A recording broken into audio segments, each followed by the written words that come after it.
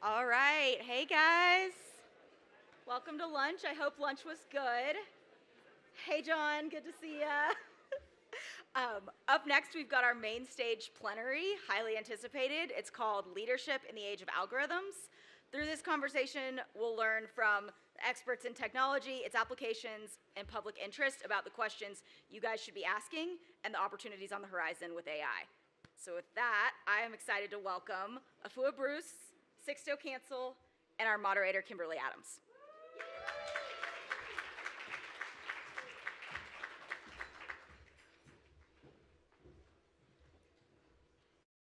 Hello. Yes, it is working. Hi, everyone. I'm Kimberly. I'm a host and correspondent at the public radio program Marketplace. All of my bio information is in there. We only have 30 minutes, so I'm going to keep it quick. Afua and Sixto, do you want to give a quick intro of who you are, what you do? Afua? Sixto Cancel, founder and CEO, Think of Us, and we're a system reform organization, so we focus on how do we do policy, practice, the whole nine, and child welfare reform. Afua Bruce, the founder and principal of A&B Advisory Group. We're a small consulting firm that does technology, responsible technology and data strategy. So I love talking all things data and tech. Okay, so let's start talking about it. To the both of you, and I'll ask Afua to respond first. What are some of the ways that AI is starting to show up in the work that's being done with children and communities, particularly for the folks in this room? Yeah, absolutely. I'm going to start with the positive ways AI is being used. I'm often the downer on panels, but I'm going to try really hard not to do that today.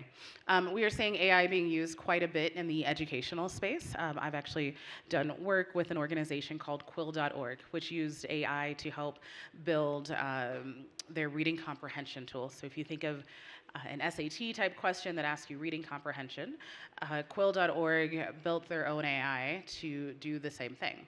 But what they did that was special for the nonprofit space, that was made sure their technology was developed in a way that really honored educators as well as centered students, is they trained their AI, they created their own training data. They had hundreds of teachers look at the prompts, write down all the different ways students might get answers wrong, write down all of the different ways they would correct students and provide feedback to students. So now when the AI is trained on how to respond to student prompts, as opposed to responding to the broad internet in the whole, the AI is trained to respond based on actual teacher expertise and teacher feedback. And so when we think about how AI can be used well for the education space, for children and families broadly, it comes back to how are we making sure that we are honoring the expertise and the lived experience of the communities that are being affected by these AI tools. I think for us, we've been learning quite a bit internally. So a lot of folks know us for the policy reforms and kind of those type of contributions, but we have a direct service arm and we do resource navigation. And the purpose of it is so that we can stay proximate to who we're serving. So that's current and former foster youth, that is relatives who have taken in their family member's child, so kinship care. And in this resource navigation, what we started to learn is how AI can play a role. So we do some of the things that I think we can all kind of know is common, right? Prioritizing tickets that come in terms of what is the request need, summarizing it quickly so that we can figure out who can take that on, right? But we've also been running different type of experiments. And one of the experiments that we ran was doing this kind of case review. And it was in this experiment where I realized that we have a new data set that enables new behavior. And the data set is the raw transcription, because everything that we do in this program is virtual. Let me back up and actually say what the program is. So we find people who are proximate or who have lived experience in bureaucracy hacking. That means you have literally figured out how to get food stamps, or you've navigated a system, and so you know firsthand what it means to kind of figure out how to get these resources to people. And then it's all done online, and then we go to a warm handoff or we solve the problem ourselves. So it's not just a referral, it's we are going to ensure you talk to another human being. Right. What we found is in that transcript, right, in this experiment, we start to understand lived experience of data differently. But this is data that's about what does the person who is seeking help need from their perspective? What is their truth? Where is it that they want to begin? And as you all know, humans are the ones who change humans. Humans are the ones who help humans. And the number one thing is trust. It's knowing someone cares. And so now when we look at this data set, we get to start to think about how does this enable trust and relationship. And I'll give one quick example. If you're talking to a young person and they have anxious attachment or they have insecure attachment, just imagine after the first call that the AI is prompting you, even before you finish your call, to say, this is a young person who may have anxious attachment. So at the end of this call, let them repeat all the steps. Let them know you're going to send them a text message. If they have insecure attachment, you know what? Let them know you're going to call them 3 times this week. It's not the norm, Right. but I want to really tell you where this relationship is at. And so these experiments start to tell us how is it that, one, we can show up, but it's based on where the actual individual wants to start. I think Sixto is braver and a lot more forward-looking than many of us when it comes to AI, because a lot of people do kind of approach this technology with fear. But Afua, I'd love to ask you in particular, why do you think it's important for folks in the social impact and nonprofit sector in particular to be engaged with, learn about this technology? Absolutely, great question. And I have many reasons why I think it's important for folks in the social impact sector to be engaged with AI. The first is that you all are solving hard problems. Perhaps you are the one person who has an abundance of resources, money just being thrown at you every day, a ton of staff, and a lot of excess capacity. But my guess is that is not most of you. And so you should be looking for every tool possible to serve your communities in the best way possible, in the most efficiently, while maintaining trust, while maintaining accuracy, and while delivering on the services and the mission that you have stated. Every tool available means considering AI, as that is one of the new tools available. And so you should be looking for how to round out your leadership toolbox and how to round out the toolbox for your staff. The second reason why I think it's really important is that regardless of your feelings about AI, everyone else is using AI. Not everyone else. So oftentimes people are like, oh, I don't think I'm that far. And everyone says I'm not as far as the headlines make it seem. But a lot of companies are beginning to put generative AI, for example, into their product offering, whether or not you opt in. A lot of tools are being rolled out. A lot of companies are probably pitching you all as well as to use AI in this way, use AI in that way. The communities that you serve are perhaps looking at changes to their economic power and economic opportunities based on whether they understand how AI has worked, whether they understand how AI works, or whether they don't know how to use AI to help do their jobs, to do their research, or to navigate their lives. So as leaders of these communities and of these organizations, you have to understand at least how AI works so that you can make informed decisions for your organization, and you can help do some education with your own communities as to how AI can be used in ways that are beneficial. That's a really good explanation of the sort of why, but to dig a little bit deeper, Sixto, can you explain how people in the nonprofit and social impact sector should be thinking about how we use AI differently than some of these companies that Afua was talking about that are using it for their corporations, that are using it for the workforce? Yeah, so what is the purpose of a for-profit company? And for me, it's, to create a customer and to keep the customer and get them to pay more things, right? And at the center of that, it's monetizing. And the best core ingredient for monetizing is efficiency. And so when we try to pour over, those learning lessons, like, yes, we can use efficiency, but I think we miss something big. And for me, the big miss is to create proximity at scale to be able to do the systemic reforms that we need. And what that means to me is when we take this one program, for example, as I talked about resource navigation, right? And the insights are coming in not just on the individual, but Can I as pause we you know. for a second and ask you to explain a little bit more about this experiment in terms of like where this data is coming from and what kind of AI you were even using to analyze it? Yes, so the experiment that I did was internal. So we have a frontline worker who we call a community responder is working with a help seeker. That's a young person or a caregiver. And there is the initial form that comes in saying, I need help for what, right? And then immediately the team keeps it human by actually picking up the phone and saying, I care about your situation, and I'm going to make sure that we get to a destination where you talk to the right human being to get there. In that process, because everything's virtual, text message, email, phone calls, every single thing is captured. That gives us a data set around the individual, right? And my vision is combining that, a lot of those particular data set. Well, let me answer your question. Yeah. So the AI that you the use. experiment was then, we used a platform called Manus. And Manus is an AI agent. So agentic AI is different than talking to a chatbot. It enables artificial intelligence to understand something, and then create a plan around it, ask you if it's the right plan, and then perform series of different activities. And so I asked it to go through the one case. So this young man who was being sexually trafficked, we called in for housing, right? Because he needed to get to a hotel. And then, where it ended up was transporting this young man into a new state because that's what he wanted. And we were like, unconditional positive regard. If you say you want to go to a new state, we're going to help you think through it. Feels scary. And get him into a program that he found that was a fit for him. So in this experiment, I asked the AI to do its observation, to dig in 7 layers deep around what is the need, where then we can run analytics that are untraditional, right? And as it did that, I can share a bit of the Excel sheet. As it did that, it brought Ask him out after.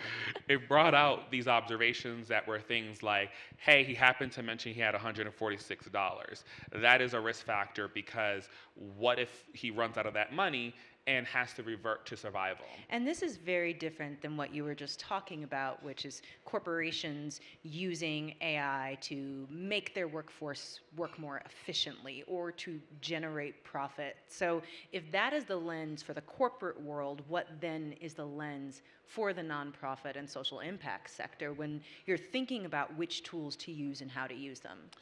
Yeah, so I go back to what I'm learning from this experiment is the potential of not just prompting us how to show up differently as we support folks, but then once you lift up across all of these folks and start to see the insights, it starts to create what I call proximity at scale.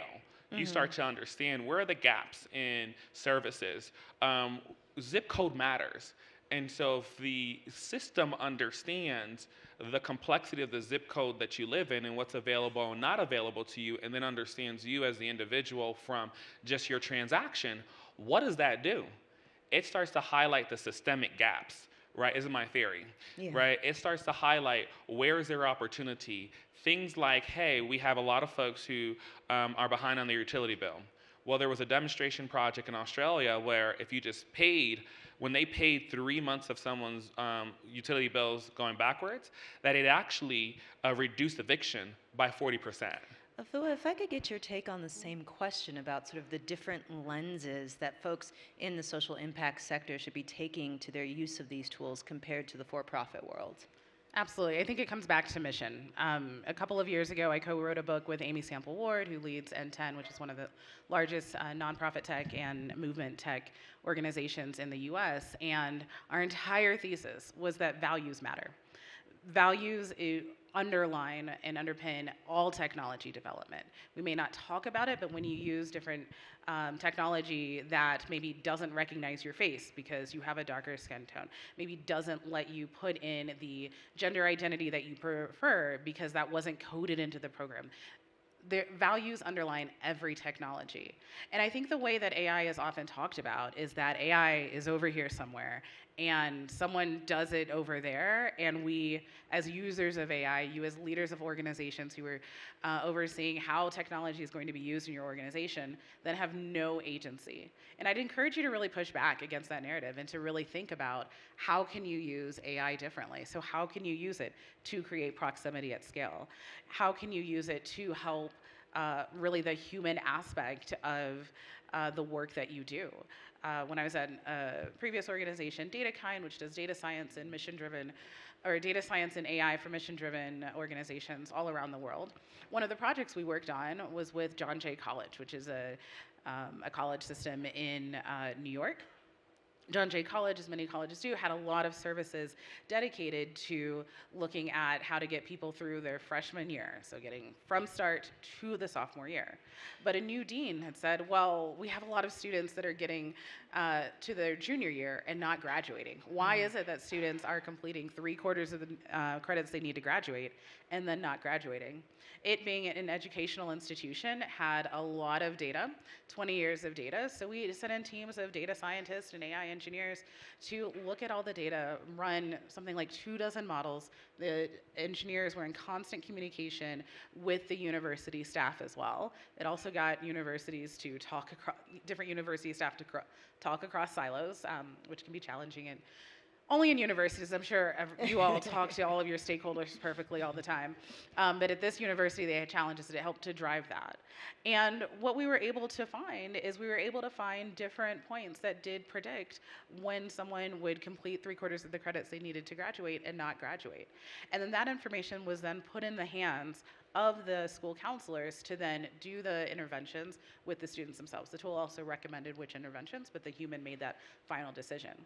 And as a result, John Jay College saw their graduation rates increase significantly. Something like close to 1,000 additional students graduated in the first 2 years of the program being used at a cost to the university of only about $240 per student. Wow. So when you think of how that changes people's lives, it's really impressive, and it comes back to really making sure that you're understanding what are we solving for here. We want not just to collect dollars, that might be the private sector motive, but to make sure that we are changing students' lives, we are getting them to graduate, we are giving them the resources they need. So let's take a look at the data that we've collected. Let's figure out how this AI can help our human-driven processes, and let's all move forward together.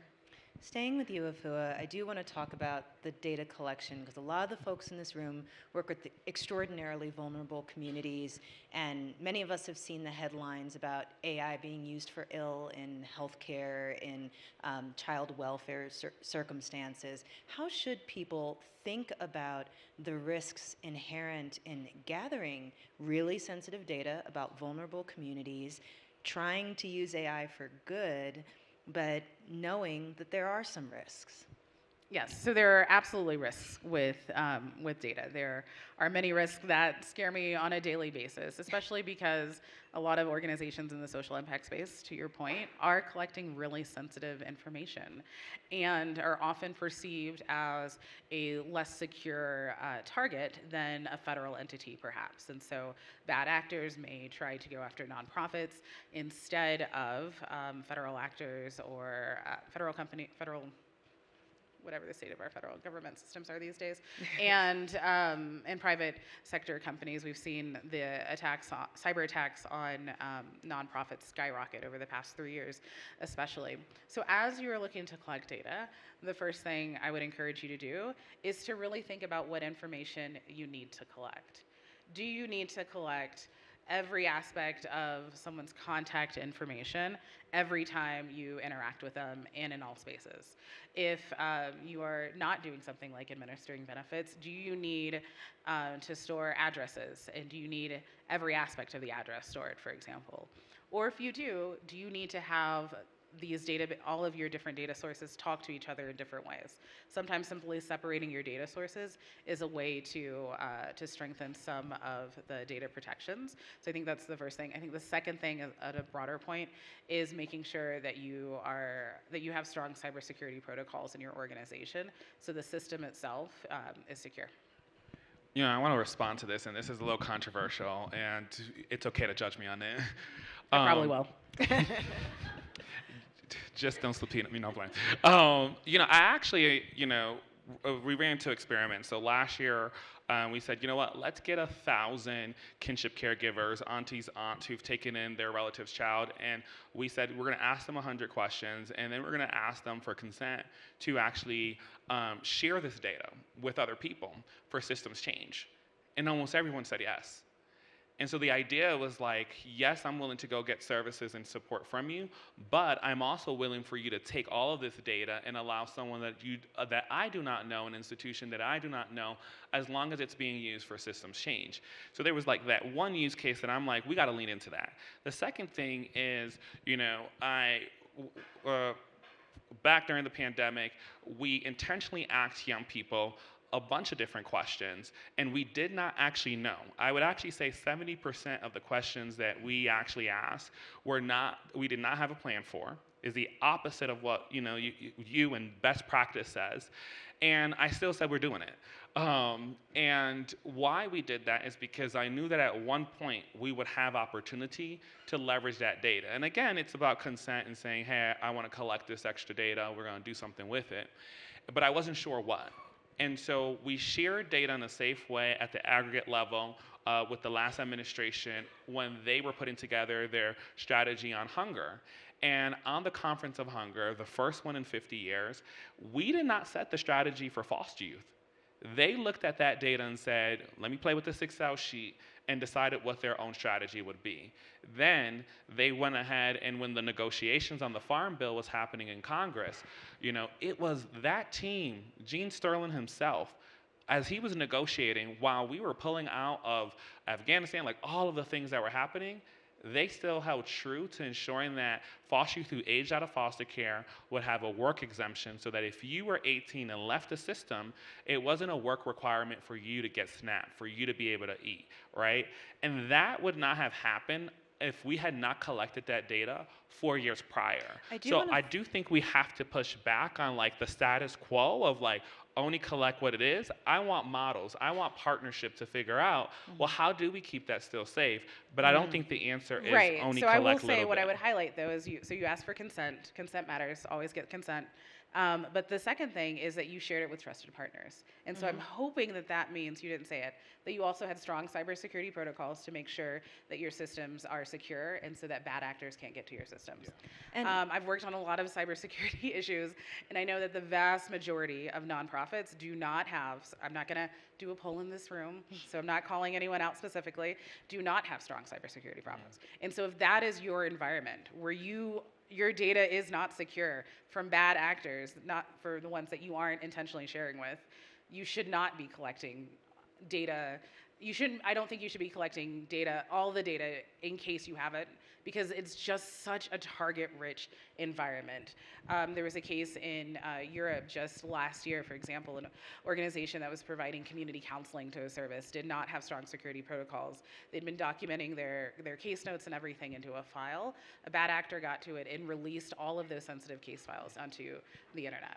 So if that does not help with building trust. So if you have strong cybersecurity protocols, then my admonition to really reduce your data collection, I will gladly ease up on that. But the reality, I think, for a lot of organizations is that they're not there. And Sixto, I'd love to hear you talk more on the consent piece about how you ensure that if it is someone who's in a vulnerable situation coming to you for services, how do you make sure that they're not mistaking that they have to give you consent in order to gain access to those services? So the one specific practice that we did, right, and I'm not saying we are perfect, we literally, instead of checking a box for the experiment we did with kinship care and what we did for our young people, and that was 27,000 current and former foster youth, by the way. We literally were like, write out the sentence, I consent, and then we had you write out the whole thing so that it wasn't that there was confusion, because we will check a box, not get the money, and then be like, I didn't tell you you can do that. I was like, you wrote that statement, right? But we also then understood what did people need, and then back then we didn't have AI to personalize it, right? So we sent out the resource list. But today, based on what you share with us, now an AI agent can actually go to the internet, search for different things. This is one of the experiments we ran with Manus, awesome. Search for different resources, and then give you actually potentially tailored resources to you. So we still need to optimize what that looks like, but we're talking about thousands of people who will apply for something from us, and then thousands of response that get a little closer to them. And those links, when you have the analytics to see what you click, now I'm starting to see your digital behavior. Now I want to use that data to do the policy work, right? That's why we do direct service. That's why we collect lived experience data, is so that we can surface lived experience voice, data, and insight to be able to do policy reform. So to wrap up, I'd love for the both of you to give a call to action, next steps for folks in this room who want to try something out, who want to learn more, or want to start thinking differently about how AI might work with their programs. What should you do first? Afua? Well, just after this, Kwame and Dr. Ellis, I'm like scanning, but I don't see them. We have an Ask Me Anything session, so you should come to that session and learn about some things to do. But for those of you who might not be able to make it, I think there are a couple of things you can do. So I think one is to start experimenting with these tools yourselves, to decide if you want to play with ChatGPT, you want to play with Gemini, you want to play with any of these generative AI tools that are widely available, and just start to use it in your own life and figure out what works, what doesn't work. Start to compare and contrast some of the different tools that are out there. Do you like Gemini more for research and ChatGPT more for scheduling out your day, for example? So I'd first encourage you to try that out. Then in your organizations, I'd encourage you to think about making sure you have an AI policy. It does not have to be in-depth. It does not have to be a 30-page document, but something at a high level that gives guidance to your organization that, yes, we can use AI for these areas. No, we're not going to use it for these areas. Feel free to experiment for anything in between. The reality is a lot of these tools are free, so many people in your organization are already using them. You want to make sure that you've got some clear guidelines for your staff. And then the third thing I'd say is to find examples of people in the social impact space who are doing great things. Sixto and his organization, I think some other folks in here. I have a column in Nonprofit Quarterly where I write about different tech and data challenges and use cases for the social impact space. Start to figure out how other people are using these technologies and see what you can learn, what sounds interesting, and go from there. Well, the first thing I would say is, like, how do you create a safe way to challenge the status quo? These things are being set by folks who have a fundamental different philosophy, not in a bad way, right? And so what does it mean to actually think about, what if we're centering, instead of efficiency, what if we're centering something that helps increase trust? That's a hard problem. You distrust based on your experiences, right? And so, like, one, how can you lean in there? The second thing is that if we're ever going to get to an intelligent system, right, that is able to do the complexity of monitoring and alerting and simulating, like, what policies can help shift at the ecosystem level of a county or state, and be predictive, right? That is not one organization. That is, you specialize and build something that is predictive around housing and eviction specifically for domestic violent cases. You specialize in food insecurity for young people who have this type of XYZ profile. And that data all being put into one place. Now, y'all, I'm a little crazy sometimes, you know, but that type of collaboration, I think, can actually then start to give government the ability to move differently based on the real experiences, not just assessments, not just the ideas of, like, my perception of the data, right, the interpretation. You're talking about a nuanced data set that, now that we're doing social work and supporting people virtually, is at scale available for processing in a way that's never been done before. And so what I shared that link with you all because I was afraid. This is my first talk in public about this. I was afraid. I was like, can I get to all of it? Plus, it's all over the place. But it's my raw thoughts, don't share. You know, there's a lot to critique in it. But it's just the idea for us to dare to envision that we could actually do something completely different. And then how do we know enough about what our partners are doing to support them and the learnings that we are having?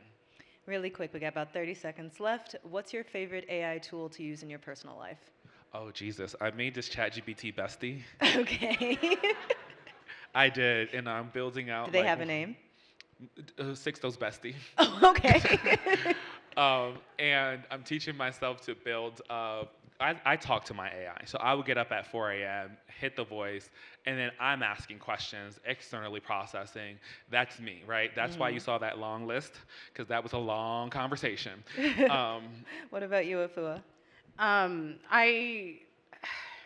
I wish I had something that was useful to the world, but I like a lot of foolish conversations, and so anytime I see a ridiculous AI headline, such as someone proposed to their AI and cried for 30 minutes of work about it, I then go to ChatGPT and I start asking it, could someone marry you? What would it take in order to change so that someone could marry you? Or can you roast Afua Bruce? And just ridiculousness is how. Well, It was a little too on If the it nose. brings joy, it's if worth it brings it. joy, go for it. Well, That's- Six Toe and that's my Afua, thank you so much. And definitely y'all join the other session later.